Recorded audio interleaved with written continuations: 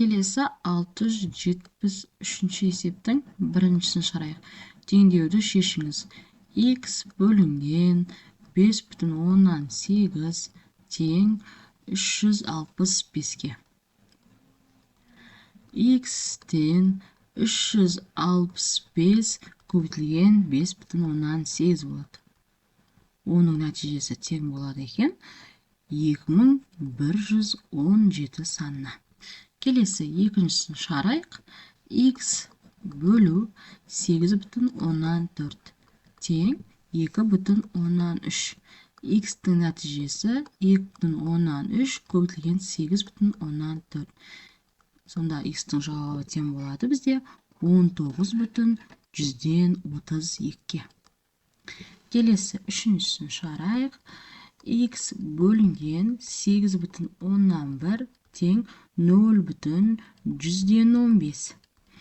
X-тен 0,115 көбейтілген 8,1.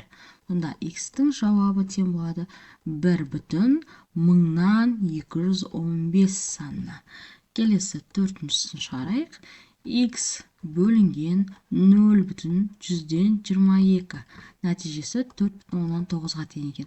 Енді X-ті табу үшін 4,9-ді көбейтеміз 0,122-ке. Сонда жауабы тең болады 1,1078 санына. Келесі 674 есебіміз. Есепке сұрақ құрастырыңдар және оны шығарыңыздар дейді. бөлменің ұзындығы 11,175 метрге тең. Яғни А деп белгілейін, ұзындықты 11,175 метрге тең. Ал ені, оны В деп өрнектейін, ол бізде 9,15 метрге тең екен. Сұрақ құрастырайық, яғни тақырыпқа сәйкестендіріп, ауданын тап деп сұрақ қояйық. S-ті сұраймыз, S дегеніміз ол А мен В-ның көбейтіндісі.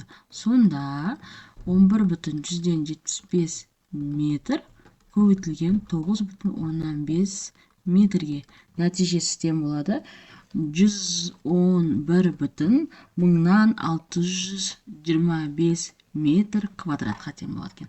Сонда ауданы 111,625 метр квадратқа тең. Келесі 675 есебіміз.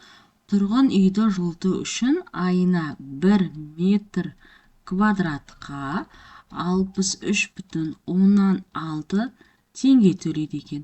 Егер үйдің ауданы 95,6 метр квадрат болса, қанша ақша төлейді дейді.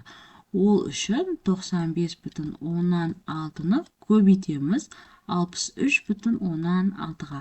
Оның нәтижесі тең болады 60,080,116.